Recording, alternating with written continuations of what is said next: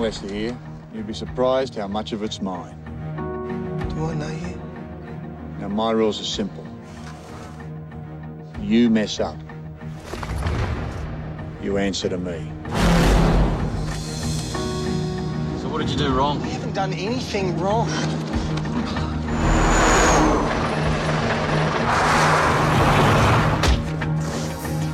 How can you do this when you and your fucked up life know exactly what it's like to have your time cut short, huh? You got no idea why I'm doing this.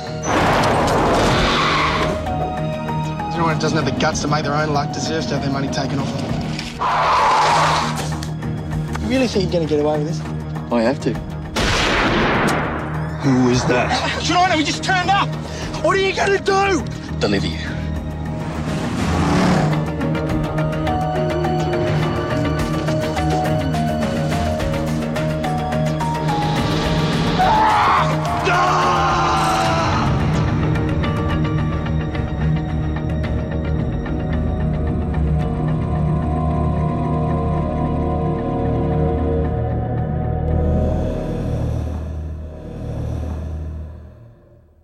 Lots of Australian outback, Andre, but we didn't see any kangaroos bouncing across the screen, anything like that. No. It was very character driven. What do you think, Cos? I thought it was really tense, and I thought it was really quite dramatic, actually. I mean, it was plotting in some parts, but in that plottingness there was a sense of foreboding and a suspenseful sort of, menacing what's going to happen. I thought that the whole shots of the outback, you're expecting that John Jarratt to come out of the, jump out from behind a bush. So you always kind of knew something pretty horrible was going to happen. Daughters or something. With an axe-wielding maniac. Even more frightening. First-time director Jasmine Karakun, I think she does a great job. The movie looks beautiful.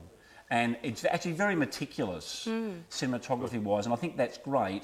But the flaw for me here is two things. Brian Brown and Shane Jacobson appear. And immediately when Brian Brown steps on screen, I think he executive produces this movie, he's playing a cop in it, but he sleepwalks through this. But at the same time, I support Brian because he's supporting Australian industry. But as soon as he steps onto the screen, it's a bit like a caricature a little bit. Don't you think it's going that way a bit, Cos? When he...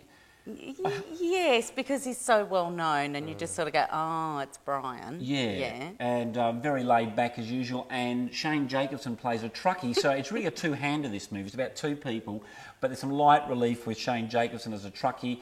Good scenes, but once again, maybe bordering a little bit. Any other Aussie cameos? No other Aussie cameos apart from those two.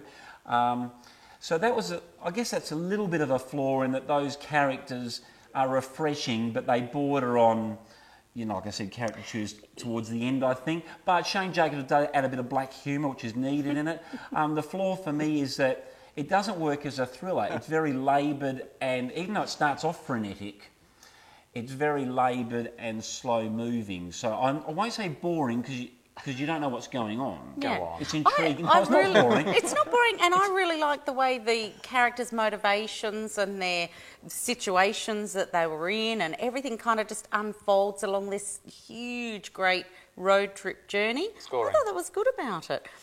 One scene I will have to mention, and it involves the Wiggles and a very hot car. That was a good... Gav, you must have cacked yourself over that. Some very good black comedy. Yeah, I did. That's good.